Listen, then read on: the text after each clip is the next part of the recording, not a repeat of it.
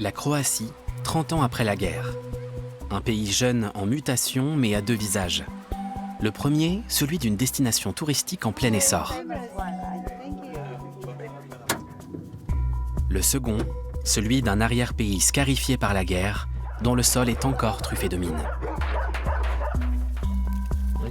On affronte la mort, mais on essaie de l'ignorer en priant pour qu'elle passe son chemin cette fois-ci. Quand l'engin a explosé, je n'ai senti qu'un puissant souffle. Mon visage et ma poitrine étaient couverts de plaies et complètement ensanglantés. Un paradis pour vacanciers, encore gangréné par l'enfer de la guerre.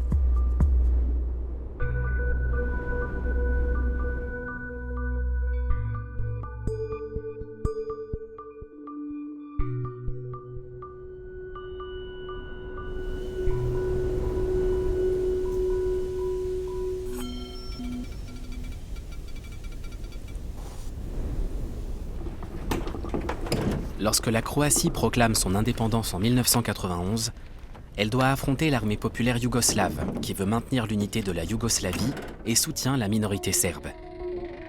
Cette guerre a laissé en héritage des centaines de milliers de mines enfouies et potentiellement mortelles, comme ici.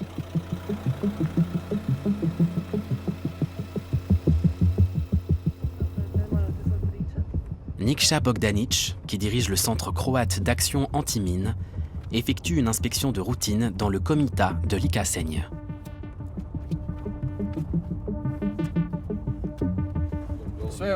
Les secteurs marqués en vert sont des accès sécurisés, utilisés depuis des années ou déminés dans le cadre de précédentes opérations. Les ennemis étaient sur cette colline, je me trompe?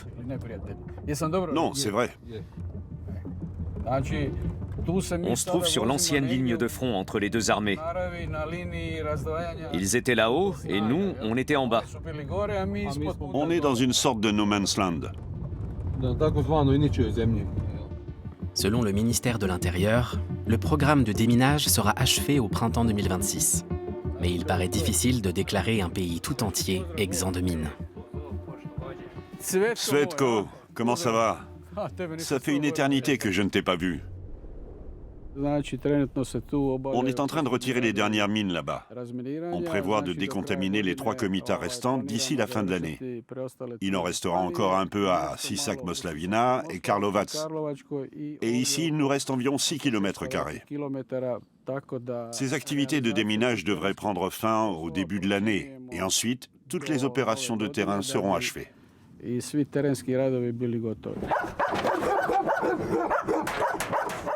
Aujourd'hui, on a fait appel à des chiens entraînés à renifler les charges explosives. Ils sont aussi capables de localiser des mines contenant peu de parties métalliques et qui échappent de ce fait aux détecteurs de métaux classiques. Ils indiquent l'emplacement de leur découverte en s'asseyant calmement à côté. Mais cela reste un travail dangereux.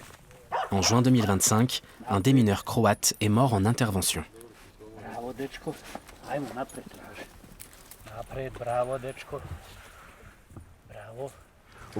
En fait, ce secteur est considéré comme nettoyé. Selon les rapports, il y avait des mines ici. La partie supérieure a été traitée par une autre entreprise. Nous, on s'occupe du secteur du milieu. Il nous reste encore 13 jours de travail. Il y a environ 200 000 m². Effectivement. Dans ce champ, les mines étaient concentrées dans la moitié du bas. On pense qu'il s'agissait de mines antipersonnelles Prom 1. On a aussi trouvé 2 enveloppes de mines PMR2. J'ai fait la guerre, bien sûr. J'ai été pyrotechnicien pendant 30 ans. Aujourd'hui, je dirige le centre d'action anti-mine. On fait du bon travail et on peut se vanter d'avoir quasiment écarté un problème qui menaçait gravement la sécurité des populations. On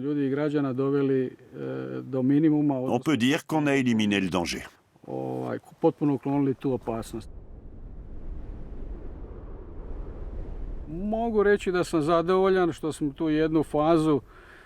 Je suis content que cette phase, qui a duré presque 30 ans, s'achève.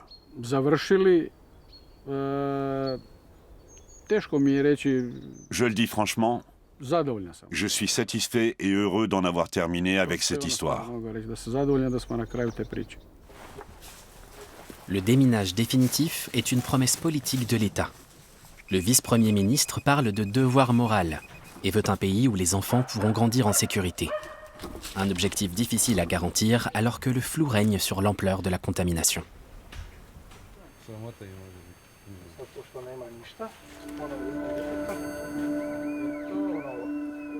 L'ONG Human Rights Watch estime que le nombre d'explosifs enfouis se situe encore entre quelques centaines de milliers et 1,5 million.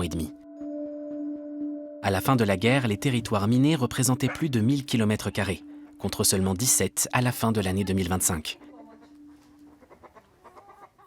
Selon le Centre croate d'action anti-mines, environ 300 000 charges ont été neutralisées. Les mines restantes sont dissimulées dans des terrains et des forêts impraticables. Dans l'arrière-pays, des agriculteurs en trouvent régulièrement. En 30 ans, 207 personnes ont été tuées par ce type d'engin, dont 40 des mineurs et 6 enfants. Sur la côte adriatique, le tourisme est florissant, comme à Skradin, une ancienne ville de front devenue un spot incontournable. Ivica Škorić profite de cet essor. Pendant la guerre, il commandait une unité croate. Aujourd'hui, il est hôtelier et ne cesse de s'agrandir. Sa devise est simple. Plus de visiteurs égale plus de chiffre d'affaires.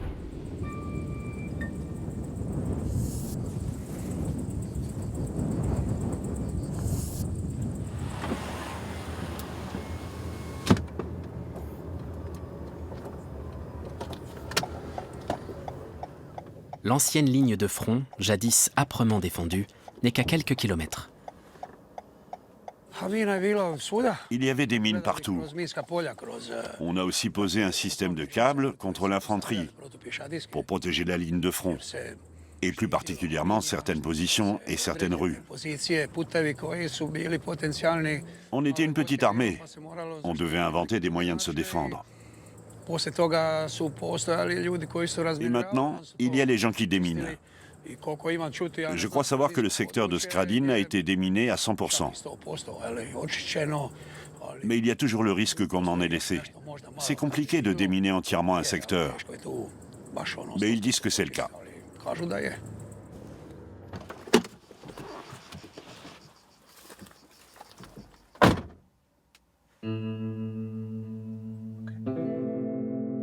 À quelques kilomètres de la ville, Ivica a hérité un lopin de terre de son père. À la place des amandiers desséchés, un camping de luxe verra bientôt le jour.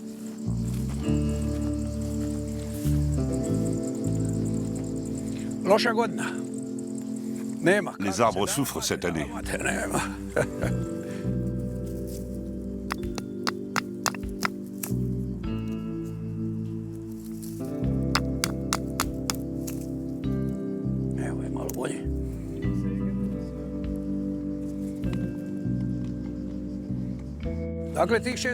Il y a 6000 mètres carrés de bonne terre.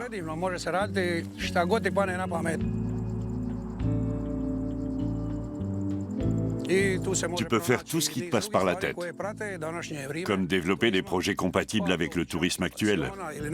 Par exemple, des pensions ou des hébergements pour les gens qui aiment la nature et le calme, ou qui veulent aller au lac à quelques kilomètres d'ici. Et tout ça, Dieu nous l'a donné. Son voisin l'a précédé. Il gère un glamping depuis déjà plusieurs années. Salut mon cher Perrault. Comment tu vas? Les affaires marchent bien? Tu es complet? On a beaucoup de réservations, heureusement. On se plaint pas. Et on peut encore se baigner. C'est vraiment magnifique ici. C'est calme et on peut faire de belles randonnées. On n'est qu'à quelques minutes de Skradin. Septembre, c'est le mois le plus beau. Octobre aussi. J'ai 10 réservations à l'hôtel en octobre. Il ne fait pas trop chaud, les gens en profitent. Ma mère a été la première en ville à accueillir des touristes. On était 5 à la maison. On était encore petits et elle hébergeait un touriste néerlandais. Les voisins la traitaient de folle parce qu'elle logeait des étrangers chez elle. Mais c'était les débuts du tourisme à Skradin, après la Seconde Guerre mondiale. C'est la mentalité dalmate, tout noir ou tout blanc. C'est vrai, c'est exactement ça. Sur le chemin du retour, Ivica s'arrête au niveau de l'ancienne ligne de front, au nord de Skradin, où il a combattu tous les jours. Cette maison que vous voyez là est criblée d'impacts de balles. Au début, c'est nous qui l'occupions et les ennemis nous tiraient dessus. Ensuite, elle a été occupée par l'autre camp et c'est nous qui tirions dessus. C'est ce qui explique son état. La cave là, c'était parfait pour défendre notre position. La vue est dégagée. Du point de vue stratégique, cette maison était idéale.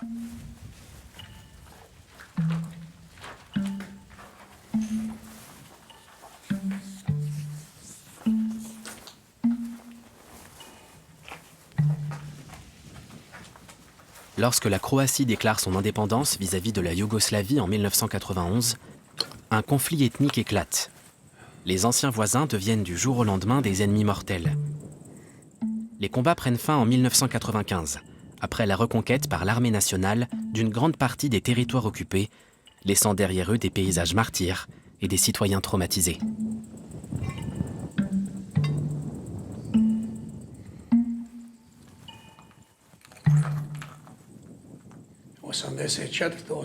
À l'époque, j'avais 3 enfants, nés en 1984, 1986 et 1989. 3 fils. Je venais d'ouvrir mon bar. En 1991, la guerre a éclaté et tout a changé. Il n'y avait plus de touristes. Les seuls clients étaient des militaires.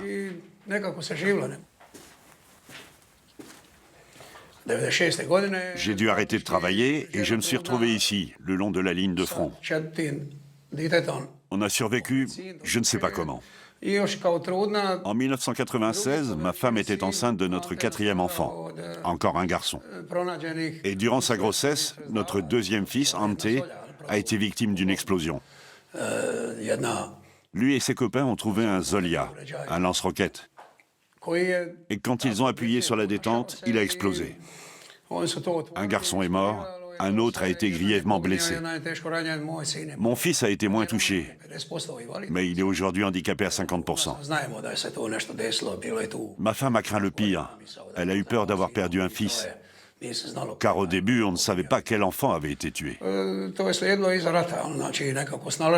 C'était ça le risque après la guerre, que des enfants trouvent des armes ou des munitions non explosées. Il y en avait partout, et c'est ce qui nous est arrivé. 30 ans plus tard, certains lieux portent encore les stigmates de la guerre. Mais sur les sites contaminés, les séquelles sont invisibles.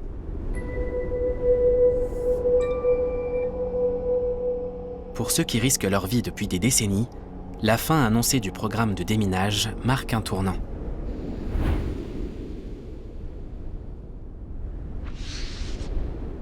Sinisa Chichak est démineur. Mais il attend sa prochaine affectation depuis plusieurs jours, car son employeur ne reçoit presque plus de demandes. Il profite de ce temps libre pour se consacrer à sa famille.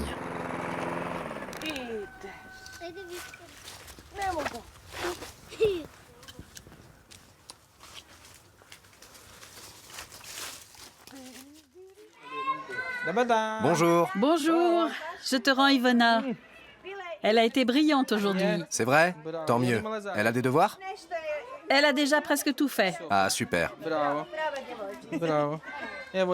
Tu dis au revoir à la maîtresse? Tu veux m'embrasser? À bientôt. Au revoir.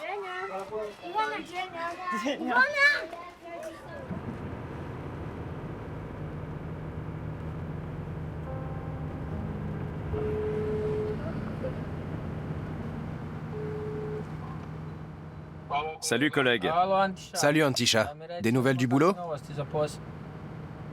Non, aucune. Personne n'a appelé? Pas à ma connaissance. J'espérais que tu en saurais plus. Non. Si tu apprends quelque chose, tu m'appelles. Compte sur moi. Salut.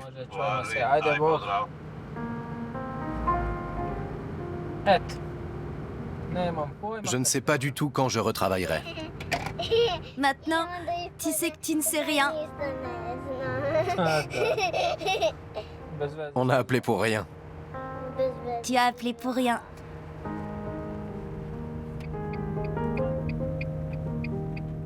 Sinisha et ses collègues attendent la validation d'un nouveau projet.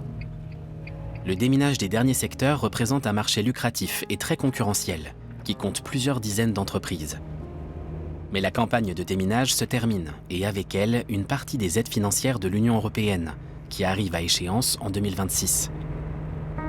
Le programme de déminage en Croatie a coûté au total plus d'1 milliard d'euros.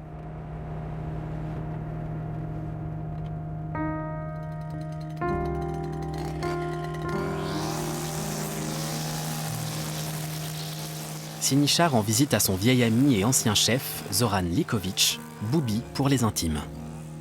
Celui-ci a raccroché les gants il y a 2 ans et vit retiré à la campagne où il exploite une petite ferme.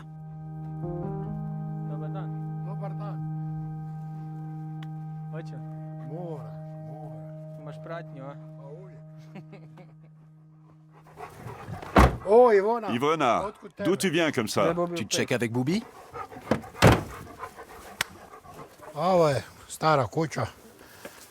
C'est notre vieille maison, c'est comme ça qu'on l'appelle. Elle a une centaine d'années. Elle a appartenu à mon grand-père et mon arrière-grand-père. Elle a survécu à 2 guerres mondiales et 2 ou 3 tremblements de terre. Elle est solide. C'est ici que sont nées ma mère et ses sœurs. Aujourd'hui, la vie de Boubi semble idyllique. Mais il y a 3 ans, son quotidien ressemblait à toute autre chose.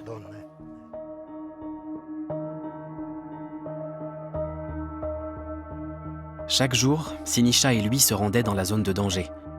Boubi a été mobilisé pendant la guerre et a ensuite dirigé une troupe de démineurs, un poste qui lui a valu la haute estime de ses camarades.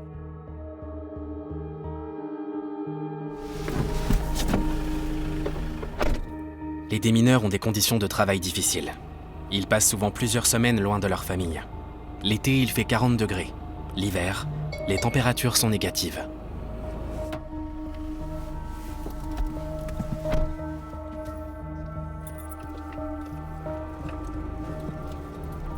La plupart ont acquis de l'expérience à un jeune âge, pendant la guerre des années 1990. Beaucoup souffrent d'un trouble de stress post-traumatique.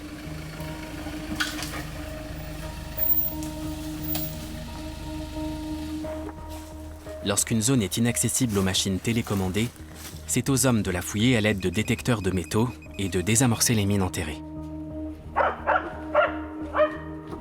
Changer de métier n'est pas simple. En Croatie, trouver un travail aussi bien payé relève du défi.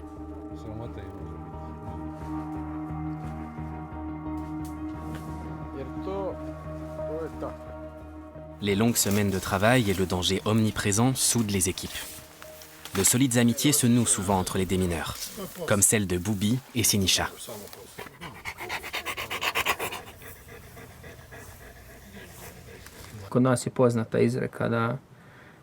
Un dicton croate dit qu'un démineur n'a droit qu'à une seule erreur, et que ce sera sa dernière.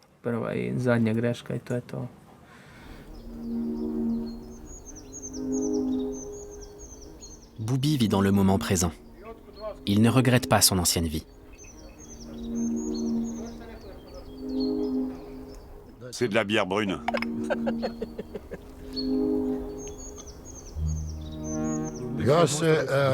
C'était quand déjà?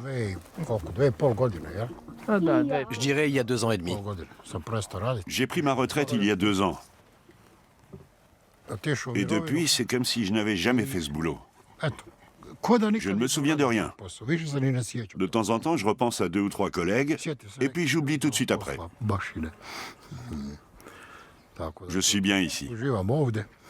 Parfois, je vais en ville, je passe au bar boire un café, ou 2 ou 3.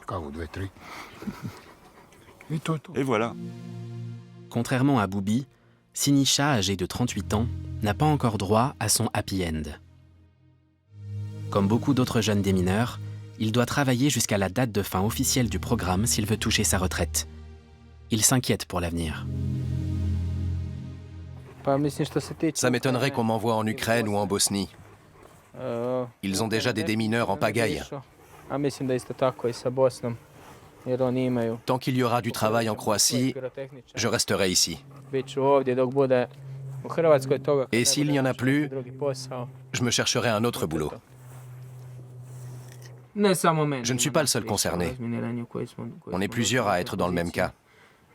Je connais plein de types qui n'ont aucune idée de ce que l'avenir leur réserve. On va tous devoir retrouver du travail, qu'on touche notre retraite de démineur ou pas. De toute façon, ça ne suffit pas pour vivre en Croatie. On verra bien ce qui se passera. Tandis que Siniša attend la fin de sa carrière, des mines terrestres continuent d'être utilisées et de faire des victimes dans plusieurs conflits à travers le monde. En 2025, les 3 pays baltes, ainsi que la Pologne et la Finlande, se sont retirés de la Convention sur l'interdiction des mines antipersonnelles.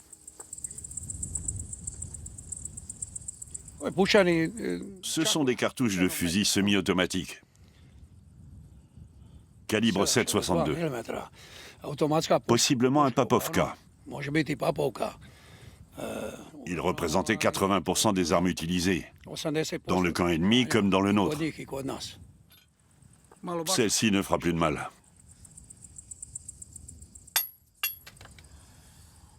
L'inaction n'est pas dans la nature d'Ivica, qui peaufine déjà son prochain grand projet.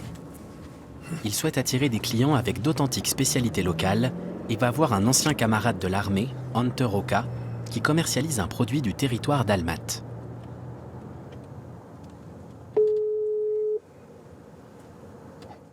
Ante, mon ami, je vais venir te voir pour t'acheter de la charcuterie. Comment se passe la saison? Ça va, je suis encore ouvert. Je ne t'ai pas vu depuis au moins 3 mois. Bientôt, j'aurai plus de temps. Tu sais comment c'est en haute saison. Qu'est-ce qu'il te faut? Du prosciutto et du salami, comme d'habitude. Super. Ça me fera plaisir de te voir.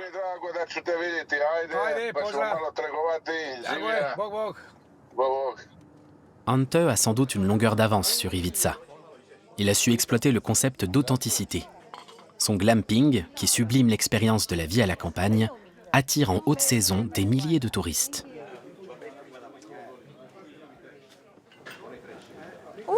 Vive Singapour! C'est très doux. Ivica et moi, on s'est amusés comme des fous à Singapour. On y a passé 7 jours mémorables. À une longue vie. Bienvenue, santé.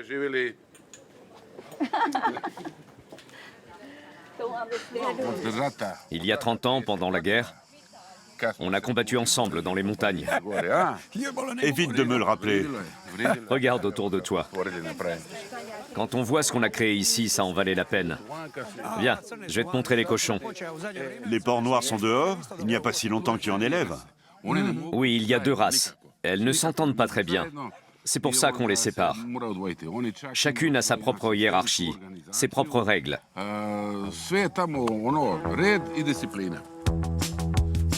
Contrairement aux stations balnéaires qui pratiquent le tourisme de masse, ici on mise tout sur la gastronomie locale et les produits maison. Une formule qui fait de plus en plus d'adeptes. Décroche le gros.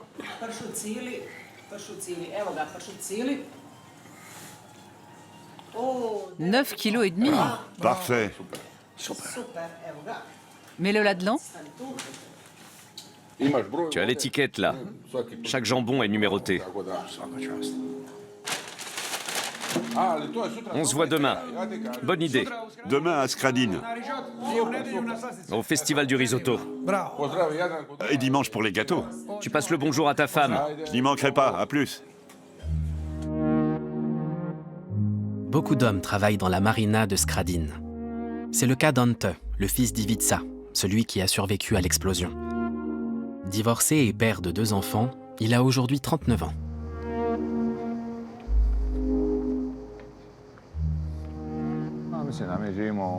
Je trouve qu'on vit dans une des plus belles régions du monde. S'il n'y avait pas eu cette guerre stupide, ce pays serait un des plus beaux de la planète. Je n'aime pas les grandes villes. Je préfère cette petite ville. On a tout ce qu'il faut ici.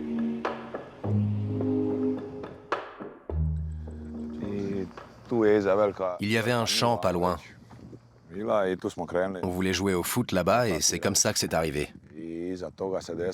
J'avais 10 ans, les deux autres 11. On était des enfants de la guerre.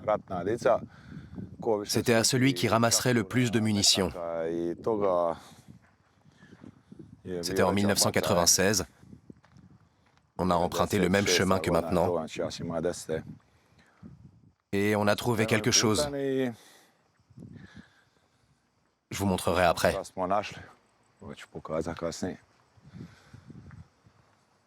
Un de mes copains est mort sur le coup, l'autre a perdu un bras et un œil. Moi, j'étais un peu plus loin. On pourrait dire que Dieu m'a épargné. Après l'accident, j'ai dû dire adieu à ma carrière de footballeur. J'ai échoué aux examens médicaux. J'ai un handicap.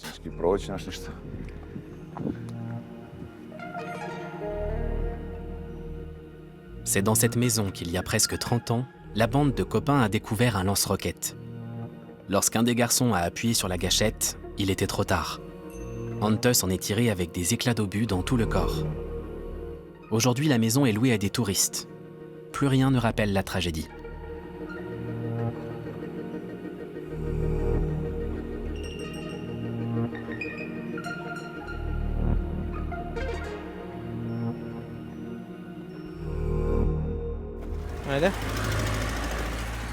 Attention, il y a une voiture qui arrive. Diana, la femme de Sinisha, a elle aussi été meurtrie par la guerre. Prête? 4, 3, 2, 1, partez.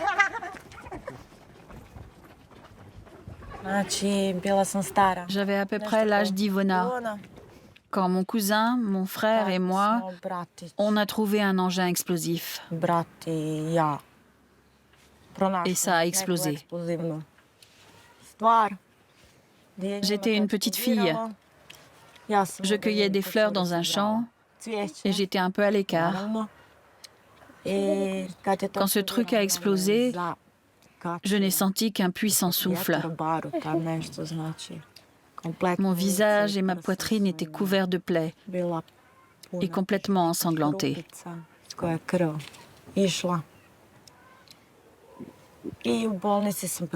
J'ai passé quelque temps à l'hôpital. J'avais un traumatisme. Et le destin a voulu que j'épouse un démineur. Je suppose que c'était écrit.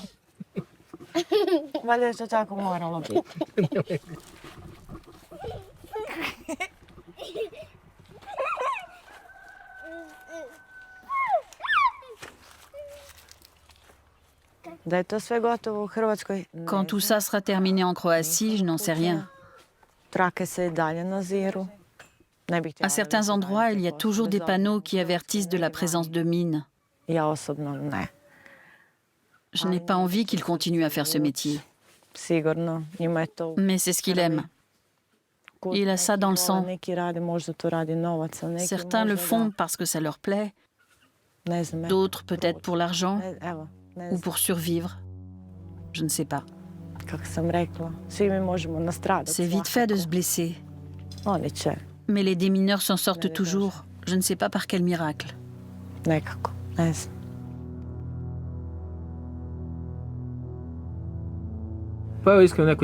Pour avoir un peu plus de stabilité, j'espère trouver un travail normal et toucher ma retraite de démineur. Je me poserai, j'aurai des horaires et un lieu de travail fixe. Pas comme maintenant. Aujourd'hui, 300 km dans cette direction, demain 100 dans la direction opposée. Mais bon, je ne sais pas du tout ce qui m'attend. On verra bien et on croise les doigts.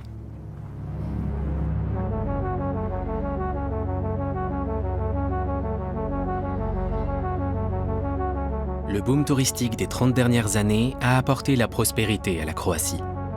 Mais les histoires de ces hommes et de ces femmes montrent que les séquelles de la guerre perdurent, dans les esprits comme dans le sol.